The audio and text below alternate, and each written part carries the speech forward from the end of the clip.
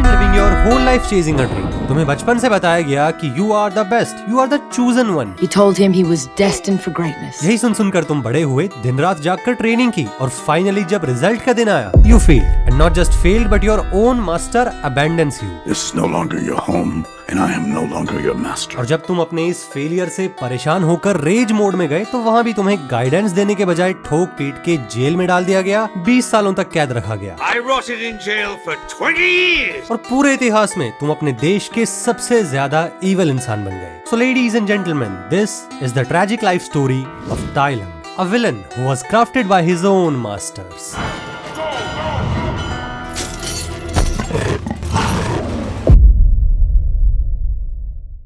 But to be crafted, one must be a student first. और Tai Lung के case में He wasn't just a student. वो Shifu को मिला एक बच्चे के रूप में, उसे खिलाया, पाला, अपने बेटे की तरह बड़ा किया।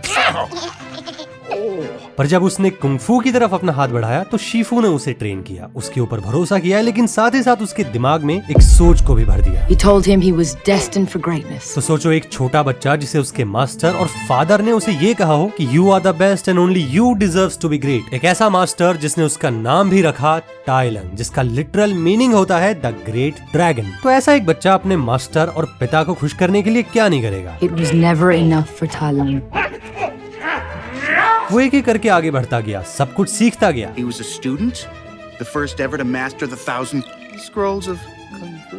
लेकिन ये सारे अचीवमेंट्स Tai Lung की कहानी की कोई महान शुरुआत नहीं, बल्कि एक बहुत ही डार्क एंड था।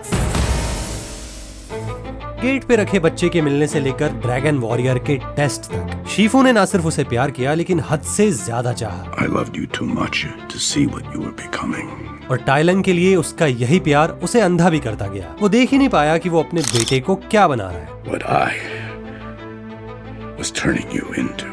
वो कहते हैं ना कि रियल वर्ल्ड में भी when we were kids तो हमें हीरो की कहानी पसंद आती है, वो कैसे उठा और कैसे बढ़ा। We all loved our heroes, but it's when we grow up we finally seems to understand कि villains का स्ट्रगल क्या था। And in my honest opinion, this is the power of a good cinema। यहाँ पे कोई भी चीज black या व्हाइट नहीं, बल्कि ग्रे एरिया में पड़ती है। क्योंकि एक बार के लिए अगर हम सोचें तो Tai Lung जैसा विलन जिसका नाम सुनते ही गला सूख जाए, Can we run now?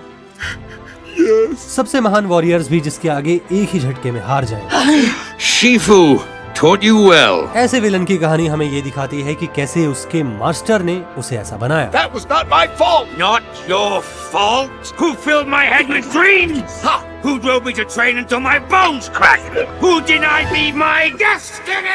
Tai Lung की ट्रांजिशन में कई सारे ऐसे सिग्नल्स थे जिन्हें पकड़ा जा सकता था और बचपन में ही सुधारा जा सकता था। जैसे कि जब वो सबसे पहले हद से ज्यादा पावर के लिए ट्रेनिंग करता है, तो ऐसे में उसे समझाया जा सकता था that with great power Comes great responsibility. लेकिन शीफू ने इस केस में क्या किया? Absolutely nothing. बल्कि शीफू ने तो उसे और पुश किया to train even harder, to reach even higher. What I ever did, I did to make you proud. Tell me how proud you are, Shifu. और एक पूरे लाइफ टाइम की ट्रेनिंग के बाद when he got rejected, तो ऐसे में Shifu ने क्या किया? Absolutely nothing again. As a master and even before that as a parent, when Oogway rejected Tai Lung, तो शीफू का काम होना चाहिए था to comfort his son, लेकिन वो तो वहाँ से पलट गया। कंफर्ट करना तो दूर, उसने तो पलट कर भी नहीं देखा। And at this exact moment, Tai Lung ने उसकी तरफ देखा था। वो कुछ तो बोले, कुछ तो समझाए कि आखिर हुआ क्या। जिंदगी भर की ट्रेनिंग एक ही झटके में खत्म। And the master who's been feeding you these ideas left you standing alone.